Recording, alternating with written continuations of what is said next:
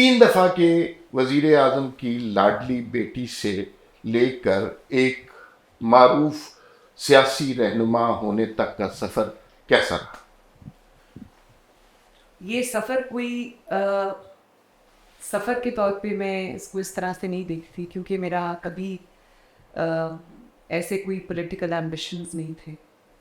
لیکن جب 2014 میں یہ دھرنے لے کر آ گئے ہو ایک منتخب حکومت کو یہ ڈی اسٹیبلائز کرنے کے لیے یہ ایفرٹ شروع، تو میں نے میاں صاحب کے ساتھ بہت قریبی کام کرنا شروع کر دیا. اور تب مجھے پہلی ذمہ داری میڈیا سیل کی ملی، یوتھ پروگرام کی ملی. اور میڈیا اس وقت ایک بہت بڑا چیلنج تھا، کیونکہ میڈیا پہ ان لوگوں کا قبضہ تھا جو ڈس انفارمیشن کو انفارمیشن سمجھتے تھے، جھوٹ کو سچ بنا کے پیش کرنے میں بڑی مہارت رکھتے تھے. تو وہاں پہ جو میری ریگرس ٹریننگ ہوئی، اور وہاں سے میں نے جو کلوزلی جو ایشلانز آف پاور ہیں، اس کے اندر کیا گیمز چلتی ہیں، کیا سازشیں چلتی ہیں، کس طرح منتخب وزرائے اعظم کو کمزور کیا جاتا ہے، ان کے اوپر ہر طرف سے اٹیک کیے جاتے ہیں، میں نے اس کو بڑا کلوزلی دیکھا. پھر یہ ایک میرا مقصد بن گیا.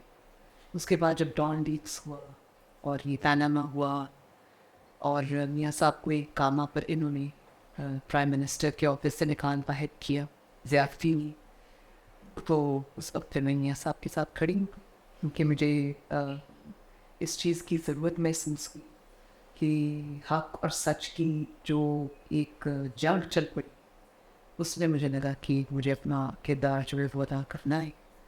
اور اسی طرح جو ہے وہ ایک رول میرا اپنے آپ قدرت کی طرف سے شیپ ہوتا گیا. اس کے بعد جو وکٹمائزیشن کا ایک ڈائریکٹ وکٹمائزیشن کا دور چلا. ویسے تو وکٹمائزیشن 2014 سے جب ہم حکومت میں 13 میں آئے اس کے بعد ہی شروع ہو گیا، اور ان کو یہ سمجھ تو آ گئی تھی کہ اکنامک پرفارمنس بہت اچھی ہے، گورننس کے ریکارڈز قائم کیے تھے، ہر انڈیکیٹر پاکستان کا اوپر جا رہا تھا.